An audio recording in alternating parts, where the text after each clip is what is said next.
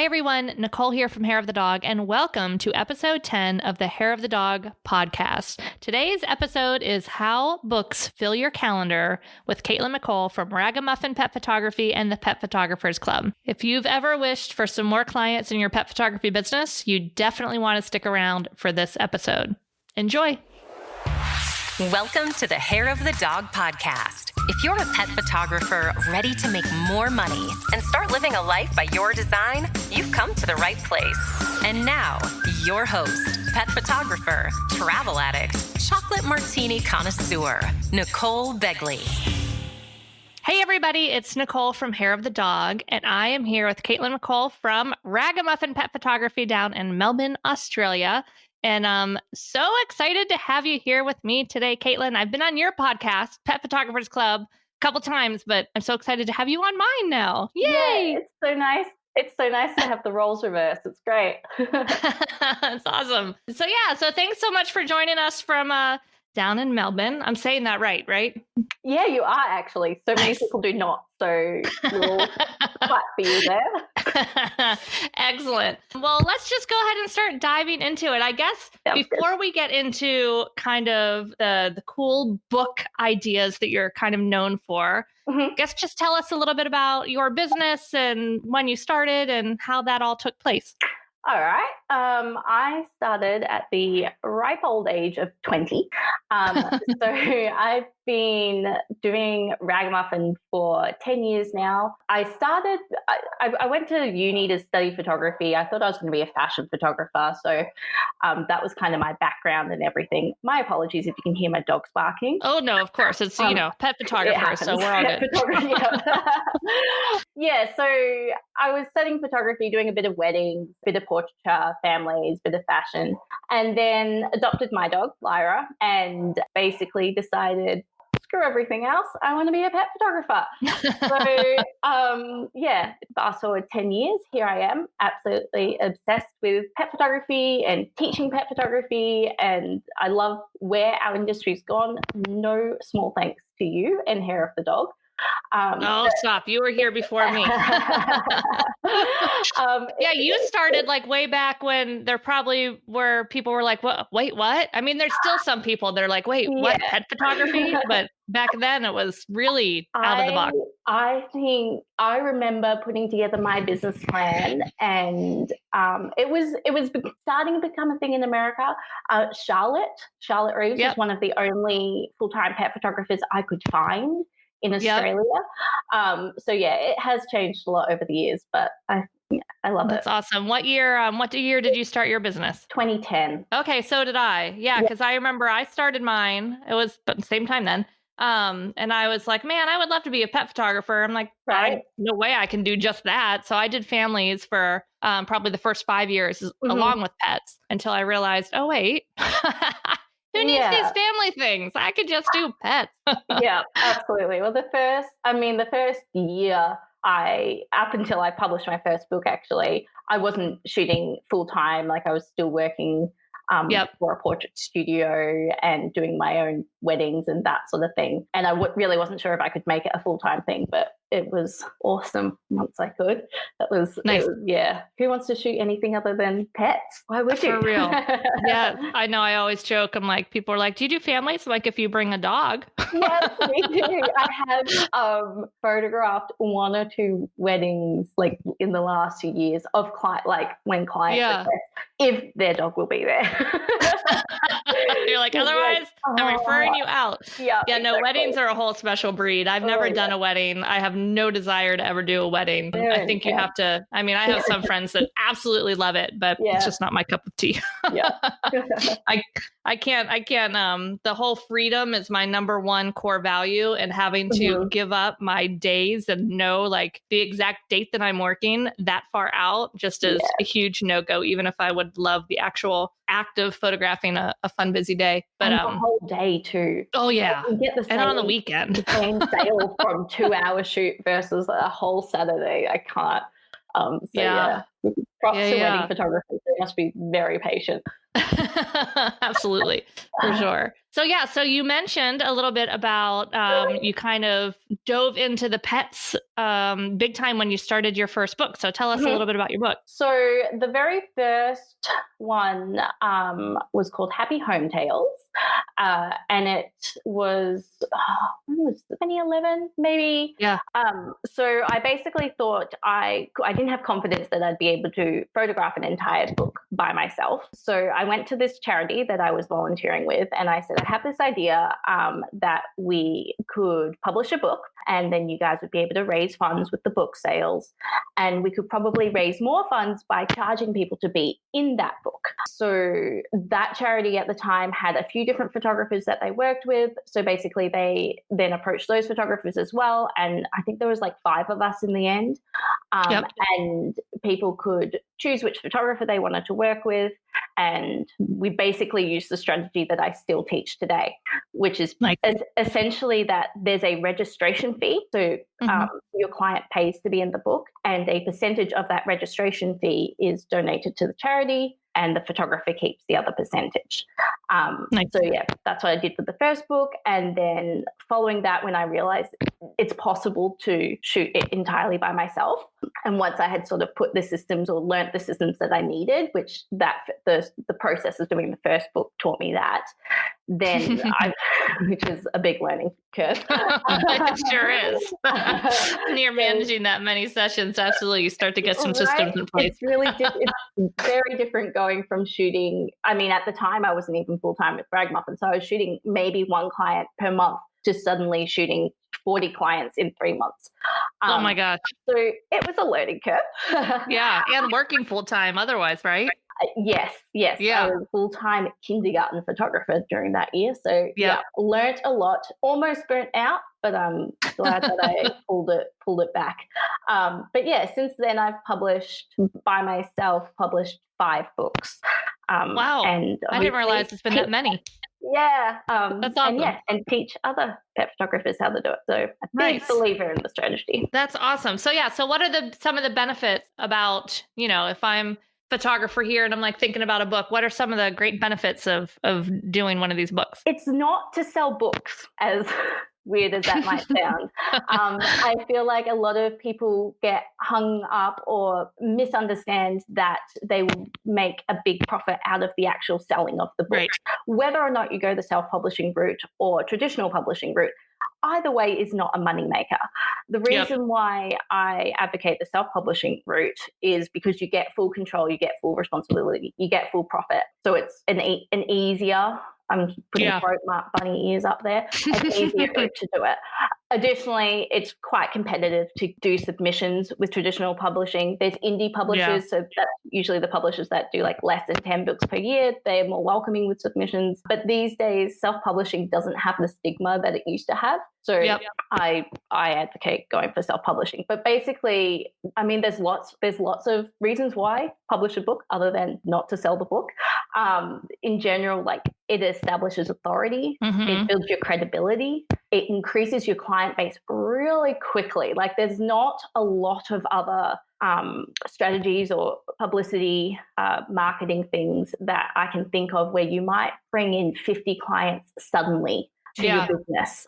So it's a really great way to increase your client base. It's a really great way to boost publicity for your charity, especially as pet photographers. Newspapers, TV, all those kind of outlets, they're looking for local, charitable, great imagery stories. We sort of tick all the boxes with this. So yeah, it's a great way to boost publicity for your business. It raises funds for charity, which, I mean, who's going to argue against that? And it's a great way to sort of, I guess, spark your creativity, do something a bit different. If you're getting bogged down and you're always doing client work and you can come up with a concept for a book that is something a little bit different and it will sort of push you out of your creative comfort zone, then I always find that it sort of refuels the artistry behind it. So you're not just shooting for your clients, you're shooting for yourself as well. So yeah, there's lots of reasons. Lots of reasons. That's awesome. That's so important. And and just being able to have, like you said, increasing that client base, because if you go and then you have this great experience that you give all these people, all of a sudden that's 50 people that know about you or talking about you or sharing you with their friends, and especially with their dog in a book, they're going to be talking about that because everybody thinks their dog is the cutest, most perfect model. And of course they all are. But, and so it's just so exciting for them. I often find that with my subsequent books, it's people whose friends were in the first book, but they missed out on registering and they found out about it later. So they're so excited to be in the next book, that sort of thing. So it's a really easy way. I mean, obviously, if they have any client who has a great experience with you and has your wall art up on their walls or that sort of thing, they're going to talk about it, hopefully. But if their dog is in a book, they're definitely going to. It's just such a quirky, unique experience. They just get so excited to talk about it. I love it. And I guess I should have mentioned with the increase in client base and what I said before about the goal is not selling books. The profitability does not come from selling books. Right. With this strategy, you're treating these clients like any other client. So I'm selling wall art, I'm selling albums, I'm selling packages. In general, the sales from a book project client are the same as the sales from another client. And we can dive into what you do to guarantee that. But so that's where I personally make my money. And yeah, no, I find that too. I do quite a bit of charitable marketing in my business because I feel like it's just such a great marriage of what I offer and helping a charity that I love and getting some more exposure. And when you're working with certain charities, I find that the people that love that charity then automatically love you. And it just goes really, really well. And I find the same thing when I do my charitable sessions. Like it might be a special deal on the front. Two things. I'm a huge believer, number one, in that people have to pay something to get in front of my lens, whether it's paying to purchase something at a silent auction or paying like the registration fee that you have for your book or paying for even a discounted session fee for one of my charitable fundraisers. They have to pay because if they don't pay, then like you're not sure how much they really value it. But if they're paying for it, then I feel like they're more engaged. They're more excited about it. They're more ready to take on the whole experience. Absolutely. And then I don't know if you do it differently. We should definitely chat about this. Like for my charitable things, I really treat them as a regular client. So even though there's a special offer at the beginning that sounds like a really great deal, they know that for $100, they're not getting digital files. Like we're still educating them on, we do wall art, we do custom albums. Prints and digital files are an add-on, but most clients spend at least $1,000. Like they have the whole education aspect of it leading up to it. So some people choose not to do it, and that's fine. But the people that do tend to be just as good regular clients. They're just as good as my regular clients that find me through other means. Absolutely. So it works really, really well for me. Yeah, absolutely. I'm all about the education. And don't get me wrong, as you'll know, in this sort of high volume process, you are going to have some people who just want their dog to be in the book, and that's okay. It's law of averages. Right.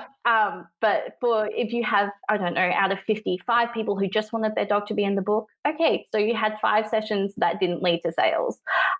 If you are educating your client and collecting the right answers in a booking form or a pre-consultation, then hopefully before the session even occurs, you already know that they don't want to be in the book, in which case you're not going to spend an hour doing the shoot. They know what they're there for. You know what they want. So you can literally just get the shot that you need in the book. And so therefore you're not wasting time. But every other client I'm treating like they want wall art or they want an album or whatever it is that we're chatting about. And it's important not to feel, because I know some of my students get worried that they're, I don't know, like being sleazy, being slimy, that they're on selling. It's not, it's part of the experience. It's what your clients deserve, because, oh my goodness, they're having this amazing experience where they get their dog professionally photographed. How many of them ever do that twice? Unless they're, the big excited ones. So it's not. There's our favorite clients, the one that do it twice, the ones that do it twice. But yeah, for most of them, this might be an experience that they only do once. And so why wouldn't they want to make the most out of it? You're not being sleazy by upselling. You're just giving them the opportunity to get really beautiful keepsakes out of it. And we're not advocating that we're not doing slimy sales tactics or anything like that. If you're interested, here's what we could do. Your dog is guaranteed to be in the book either way. But I tried not to have the conversation focus on the book once they've booked. The conversation is all focused around what do you want to. Your dog's in the fundraising book, so that's guaranteed. We don't have to chat about that anymore. The conversation is all about what are you going to get out of the photo session. I love that. Yeah, I always tell people too, a couple things with selling, that if they're approaching it truly with the intention to serve their client and to listen to what they need and what they want and just giving them possibilities, you're just letting them know what the possibilities are. You're not being slimy. You're not being salesy. You're just helping them. To keep that in mind, it kind of takes the pressure off that a little bit. And I also encourage them to think about a time when they really wanted something, when they were really excited to purchase something. And, and you go in and you can't wait to give your money to this person or this business or whatever it is to buy. So I want them to remember that feeling too, because our clients are feeling like that. And on the flip side of things, I think sometimes people get nervous of, well, they want to buy the wall art, but I'm scared to offer them an album too, because, maybe they just feel like it'll be too much selling. But then I also say, look at when you go to a restaurant and you're like, okay, I want this for dinner and that. And when the waitress or server, I should say, when the server asks, would you like soup or a salad on top of that? You're not going to be like, oh, no, you're a terrible person. How rude of you to ask, or if they ask if you'd like dessert or this or that, it's simply, oh, no, thanks. It's as simple as that, of to just role play yourself in that situation. And that's how your client's feeling. They're not going to be sitting there saying, oh my God, how dare you offer that album? Make me look at that album. If they're not into it, they'll say, oh, no, thanks. Right. Yeah, I totally agree with you. It's such an important mindset shift to have, that we're helping them by giving them all the options.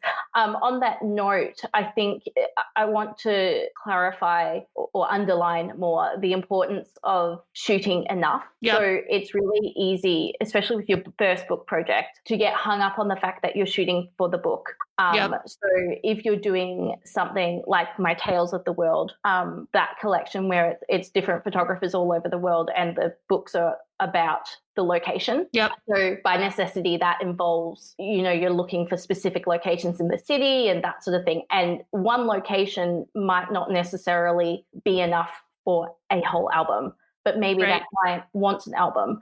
So I see a trap that some of my students fall into at the start of just shooting for that one location, just shooting for the book. And then that doesn't mean you have enough variety for this client who might have wanted more. So if you know that they're interested, and there's a few different ways that you can gauge whether or not they are really interested, but if you know that they are really interested, make sure you allow enough time. If it usually takes you an hour to shoot a client session, make sure you allow an hour for their session. Make sure you go to a park after you go to the location in the book, or make sure you head to the beach afterwards, or whatever it is that you need to do. Make sure you get photos of the client with their dogs, even if that's not what will end up being in the book. I think it's really important to remind yourself to shoot, if they're interested, to shoot it like it's a regular session and with all the variety of a regular session. Don't get limited by thinking, well, it's just a book, so I would usually show 40 photos, but I'll just show them 10 photos, because you're just shooting yourself in the foot. Absolutely. Do you, for the people that you've done your pre-session consultation, you've been talking with them and they really are just, nope, we're just in the book. We just want the book. We just want the book.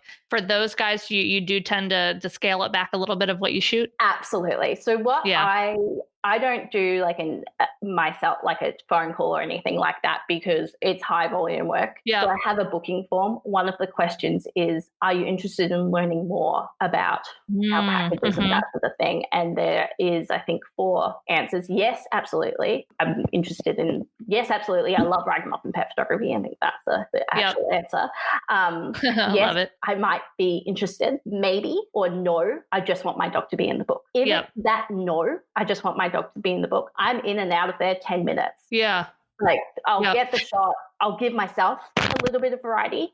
I will, after the session, still give them the opportunity to either come in for an in-person sales session, or if they selected no, they just want to be in the book, I also give them the opportunity to view an online gallery. I don't give that online gallery option to all the other ones.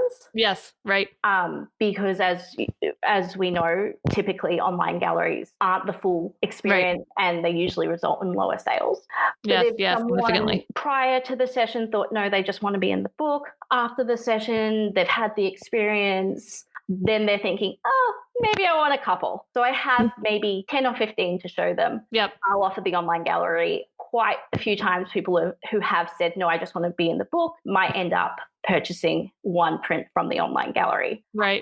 I do, with the online galleries, charge a $100 deposit. Yeah. Because don't want to just edit. Again, if they say no, they don't want to view the online gallery, then I'm literally going to edit one photo to be in the book. And it's cost me what? Right. Just time to shoot it. Right. Yeah, exactly. But if they pay the $100 online gallery deposit, which is refundable if they don't want to purchase anything, but at least I know they're semi-serious. They've already got money in there. They might exactly, and once they spend it, I imagine it's a lot easier for them to be like, oh, well, maybe I will do a print, a little bit extra for one print. That's the thing. But yes, the no's though in general are a low percentage. Most of them are maybes, yeses, or absolutelys. And that's great. Then it just comes down to how you're shooting and how you're selling and your own confidence in your work, and making sure you have enough variety that there's some really cool photos in there for them to pick from, the same as any other session. Yeah, that's fantastic. That all sounds great. Those are great suggestions for selling and protecting your time. What does it kind of look like with how you reach out to the charity, or what the relationship really with them looks like? They're really, really important part of the strategy, your charity partner. So you can do it without, and I have had some bad experiences in the past with charity partners. So I'll chat about that without saying names, because I don't want to get myself in trouble. No, of course. All in on. But yeah, your charity partner, if you can get them on board, is pretty crucial to the success of the strategy, especially if your business is new or you don't have a large following or a large audience. So basically, the charity partner's role in the strategy is to promote on social media, to their mailing list, however they want to do it. I recommend putting together a pack, a promo pack is what I call them, where essentially your charity partner can just copy paste with some photos what they So you want to make it as easy as possible. If you don't already have a charity that you're working with, then reach out to a few different charities, gauge their interest. I have some photographers who have multiple charity partners to do with one book, and then the client picks which charity they want their donation to go to. I think it's a little simpler. Idea. I think it's simpler just to stick with one charity. Yep. But if you don't know for sure how into it they're going to be, having multiple ones sort of eases that. I did one book where the charity partner, they just weren't promoting the strategy. We're talking about, $3,000, $4,000 that they would be getting in donations. Right. All they had to do is post a couple of times on social media.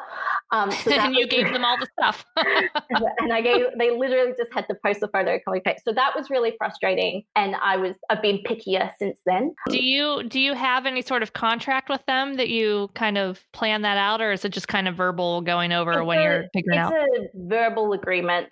You definitely could, although I guess it sort of depends on the charity. As you know, like sometimes you're talking to volunteers and that sort of thing. Right. And for them to have their legal look over it, I'm sure they might be like, oh, what? This seems serious. So worst case scenario, they don't promote the book. Yep. You're not going to get as many people sign up to it. It's not going to be as big of a donation.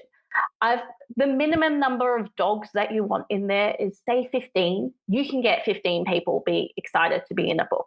Yeah. It's a small book, don't get me wrong. So Tales of Tasmania, which is in a different, everyone knows where Tasmania is. Yeah. It's all good. It's on my very long bucket list that gets longer the longer I'm cooped up at home.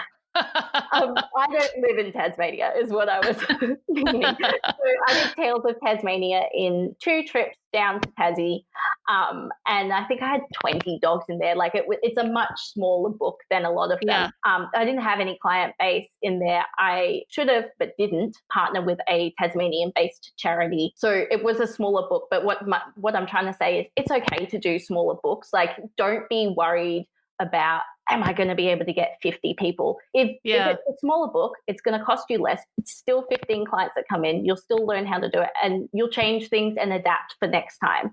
Nice. But yeah, basically the charity partner's there so they can promote to their own audience. That's also the reason why I like to change charity partners with each book that I do, because my audience has seen me do this strategy 5 times now. But every time it's with a different charity, and they have their own audience. So the most recent one I did was a book for about pugs, basically. And that charity, the Pug Rescue Australia charity, was really great at promoting it. She was really excited. So we got a really wide reach with her audience. So basically the way that the donation works, the way that I recommend doing it, is for your registration fee, keep it low. I recommend keeping it under $100.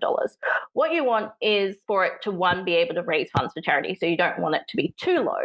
And two, for it to at least, you want it to be high enough that not everyone's going to do it. Yeah, right. Like, that it's a little bit of a qualifier. Yeah, but not so high that they really have to think about whether or not they want to do it. Under $100, you're like, yeah, why not? It goes to charity. It's going to be fun.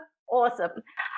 So I recommend keeping it under $100. Now you can, sorry, I get all sidetracked. You can do a session extension just while we're on the subject of registration fees. Yeah. Which is what I recommend doing. So you can have the initial registration fee.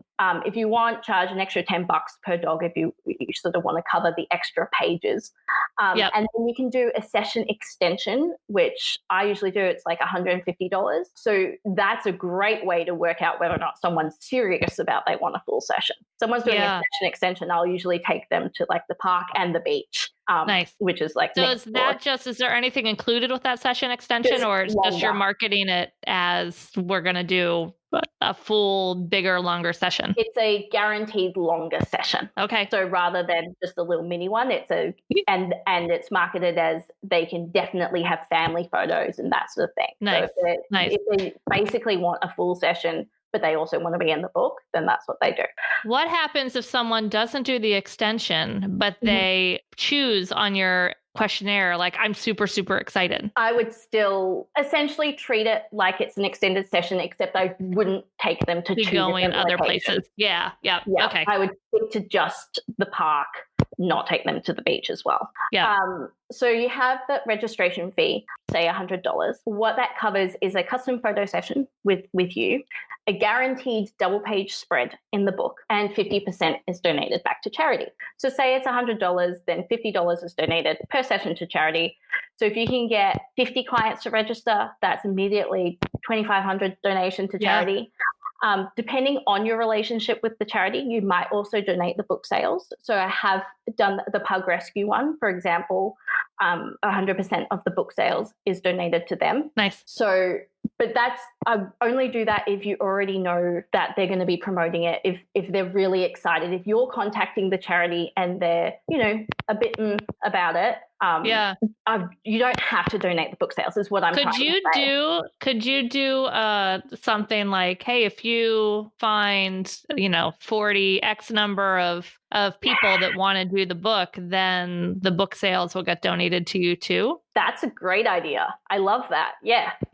Then they have some skin in the game of like, oh, we can make a lot more money. Let's keep promoting this. Double it. Like if the profit is $50 per book, they're doubling the donation. Because I feel like too, like the way you're explaining it, it's a lot, how kind of session fees always used to be for me before I went to my reservation retainer, where it was just like gravy. I'm like, I don't care about making money on the session fee. It was really there for marketing. It was there for charitable marketing that I can donate part of it. So it sounds like the books are really the same thing, where you're not doing the book to make money on the book. You're doing it to create the book, and you're making your money on your sales of the clients during the book development process. Absolutely. So being able to donate that, and then that always feels like such a good marketing karma, and I feel like it always comes back, tenfold. Yes, it's so nice to be able to say 100% of proceeds are donated to the charity. But again, don't feel like you have to do that. If this is a new charity partnership and you're not sure how they're going to be working, it's totally okay that you're donating 50% of the registration fee. That's still a huge donation. Yeah. And I've found too, at least from my experience with different charities, that some people are nervous to be like, oh, I have to go after the big charity. And then like the smaller rescues maybe aren't going to be as good. I've found that some of the smaller rescues are fantastic because their supporters are just like rabid fans. They love their rescue so much and they will do anything for their rescue. So have you found kind of the same, that it's not about the size, it's really about their culture, I guess, and their following? Absolutely. If you have a charity partner who has a really loyal following, then they'll be so excited to help support the charity. So it's good karma all around. I love this strategy. Yeah, absolutely. It's charitable marketing in general. It's just like the best thing ever. And you will get, so because you're not donating 100% of the registration fee, you're going to get comments, just to warn you while you're listening to this, you'll get comments saying, two different Haiti comments. You get, why isn't 100% donated? Yeah. I would love to know who else is donating 100% of their pay. But okay. Or shouldn't you be charging me for my book, for my dog to be in your book? For my dog to be in this book? Just a heads up, you're going to get them. Every now and then you get them. Most people are excited and they get it. But I just want to preface that almost everyone gets those sort of haters going to hate comments. We get those periodically for when we're looking for Barca models, because, we're in different parts of the world and we're like just putting out just like, please, we need models, and, finding local people to help promote that. And it's amazing how many people are like, oh, no, you'll have to wait. There's a fee for my dog to model. Like, I'm sorry, you're going to get dog photographs, like professional pet photography photographs from like the world's best pet photographers. What? Like you couldn't get these people in a room anywhere else. Like, what? You're crazy. Sometimes when I get the comment, like, oh, you can have spot model if you want. Like, dude, there's 1,000 it's like, no, you don't seem very excited. Here, I have a lab and a golden. Like, okay, I haven't seen any of those. Don't worry. Everyone gets it. That's funny. Yeah, no, it's always good to know, because I think sometimes things like that happen and all of us fall into the same trap where maybe it just hits us on a bad day and we start to take it personally and we're like, oh my God, see, I shouldn't be doing this. What the heck? This is terrible. I am a monster. I'm only donating $2,000. Yeah. Yes. Oh my gosh. Yeah, that's a great point. So tell us, I guess, well, first, let me back up for a second, too. So we are recording this, what is it? The very end of March. It feels like who knows when, because it is end of March 2020. So the world is in the process of being turned upside down, or really just hidden in everybody's house from the COVID. So talking about, like, I know I've been talking a lot with everybody about, like, all right, what we do at this time is kind of really important, because even though we're at home and we can't be shooting, we can still be working on our business, and we can still be making marketing plans, and we can still be planning on moving forward, because this will pass. Is something like this a good thing to kind of start researching and looking into and possibly start planning when, crazy times like we have right now? Absolutely. I'm planning my own now. Wasn't going to do one this year because I've done a few, but because it's a great way to suddenly get an influx in clients, and I, like many of all of us, I would guess, can't be shooting for, I don't know, however many months, isn't it? I'm such a planner, Nicole. The uncertainty.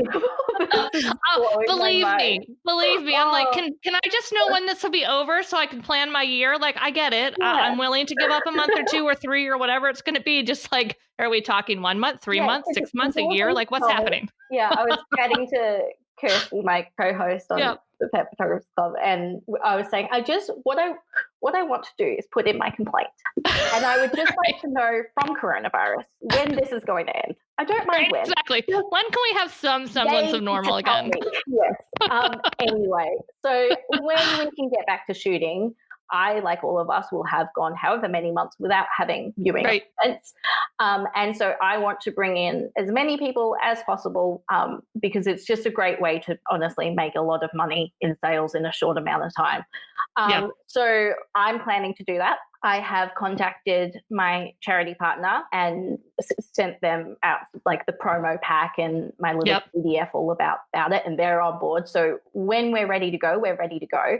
In terms of if you hadn't done something like this before, there's a lot of logistics that you need to put in place to be able to handle suddenly doing high volume if that's not something that you're used to. So like when I teach it's a 12-month strategy, and you're not shooting until month 4, 5, and 6. So the first 3 months are just about getting the marketing together, contacting the charity partner, and most importantly, building the booking system that you need. So Acuity is what I teach. I do like Dubsado for anything other than something like this because of their scheduling limitations. So because you suddenly have, say, 50 people all at the same time, as far as I'm aware, correct me if I'm wrong because I haven't actually looked at Dubsado scheduler since last year, but you still can't put a limit right on the number of clients per week. I honestly don't know because I use Calendly for like my podcast interviews and my laser coaching scheduling because it connects with Zoom. So that way I don't have to like set up all sorts of crazy zaps like it's a native connection. So I don't use their scheduler. So I'm not sure. Okay. So I'm pretty sure they still don't have a limit on weekly, which if you suddenly that would be right? It's a nightmare. So you have to have, and you absolutely would not want to be doing this the way I did it the very first time, which is not having an automated booking system. And oh my gosh. Trying to organize 50 different people and when are they available and when are you available and blah, blah, blah. And who signed their contract and who paid and So you want to give yourself enough time to set up the system. You want to give yourself enough time to start slowly marketing. You can put together the web page and have it open for people who are interested and start building a mailing list that way. Basically, so you can, once this is done, we can hit the ground running. So that's what I'm planning to do. I've had a few people in the last couple of weeks have signed up to do the 12-month course because they're thinking the same sort of thing. Like if we get it all going now, then at least we can bring in that influx when we need it. So for sure. I think using our time now is a good idea. Using our time now for that kind of stuff is so critical. Instead of just sitting at home baking. My kids are just like, oh, can we make cookies? I'm like, okay. I'm going to have to do like a every 3-day jeans check, or I'm just going to like not fit in my pajama pants at the end of this quarantine. That's the other problem is because we're all wearing tracksuit bottoms or yoga pants. We won't know. I'll just be rolling out the front door when I'm finally allowed to open. You're like, wait, oh man, I have to like get up and down to photograph a dog. No, I didn't think this through. Oh God. One good thing I had is because obviously we can't do in-person sales appointments anymore. So I switched because I still had 5 or 6 clients who needed to come in, and I switched to virtual. Oh my God, mind blown! It's great. This is high. Why have I had a room in my house dedicated to just clients coming in 3 times a week? It's the best thing, Nicole. It's my silver lining. It's fantastic. I've only done a handful for like clients that are further away, but it's always worked great. And I just do the same thing. I use Zoom, and I do really, everyone's like, what do I do? I'm like, do what you do in person, but just on a screen. I don't think if it had been for this, I would have ever tried it. So, and it's I would still try to like make sure they see my samples. So if I knew I was going to do virtual, I would probably take all my samples to the session because that way they can touch everything. Yeah. I was thinking, because when this all finishes, I'm not going back to them coming into my house. Yeah. Like I've set up my new room. There's games, there's books. There's no way I'm giving that back to clients. That makes sense. I was thinking I'd like bring albums so they could see those. And I've set up my office now so that everything that was in my showroom is now behind me. And nice. That's just my little positive spin on it. We've got to find those positive spins for sure. I'm using it as my positive spin as I had a whole bunch of projects that I wanted to get done, and also some like actual craft learning, some different compositing and things like that for me that I wanted to work on. I'm like, oh, I can do that now. Yeah. So where can people learn more about, well, first of all, where can they follow you? Where can they learn more about your book teachings and all that kind of stuff, if this sounds like a project they might want to dive into? You can either follow me, Ragamuffin Pet Photography on like Instagram, but my education site, so I've got the link to like the podcast and the Tales of the World Collective and the program and everything like that. It's just CaitlinJMcColl.com. Nice. Excellent. And we'll put the link in the show notes. And we do have a special offer for you guys. You can use the code HOTD for Hair of the Dog. HOTD, use that code, you'll save $200 on the program. I'll always like save some money. Okay. Wait a sec. Give me a sec. Yeah. Sorry, Nicole. Postman. No worries. We are back to our regularly scheduled program. Interruption from dog barking. We've all been there, and it's usually at the most inopportune time, so we all understand. But anyway, I was saying to the crew here that's joining us that if they are interested in learning more about the book marketing plan, that they can save $200 with the code HOTD, Hair of the Dog, HOTD, and save $200 on the program. Yeah, absolutely. Yeah. It's a 12-month program. There's like a Facebook group, a very active Facebook group. So you've got not only the other photographers who have been through this or they're currently going through it, but I'm in there all the time. So that's a really great resource. And then obviously it's however many hours, it's 12 months of video content. You can go through it at your own pace, but I also have like an email system to sort of keep you on track if you want to keep on track. Of course I do. Hey, Nicole here. I just wanted to pop in because after we got finished recording the show, I realized that I forgot to tell you where to go for show notes, and Caitlin emailed me an awesome freebie if you guys want to grab it. She has the 5 common mistakes that people make when creating a book project. If you want to grab that freebie, the freebie link will be in our show notes, which is simply at hairofthedogacademy.com/10. So yeah, not 10, the number spelled out, but actual 10. So hairofthedogacademy.com/10. And fun fact, you can find all of the show notes for all of the episodes at Hair of the Dog Academy /episode number. For the single digits, it is just /8. And then, that's it. So go ahead and grab those show notes at that link. Okay, back to our regularly scheduled program. Well, thank you so much for joining us. And don't forget, if you guys want to hear more from Caitlin too, and Kirsty, to check out the Pet Photographers Club, a great podcast. We always need more stuff to listen to for our pet photography passions while we're in the car and running around. So definitely check out their podcast. And thanks so much again, Caitlin, for joining us. Having me. It was such a good, nice way to get my mind off everything. Yes, crazy. About something different. For sure. Thanks, everybody. Bye. We'll talk to you soon. Thanks for listening to this episode of Hair of the Dog podcast. If you enjoyed this show, please take a minute to leave a review. And while you're there, don't forget to subscribe so you don't miss our upcoming episodes. One last thing, if you are ready to dive into more resources, head over to our website at www.hairofthedogacademy.com. Thanks for being a part of this pet photography community.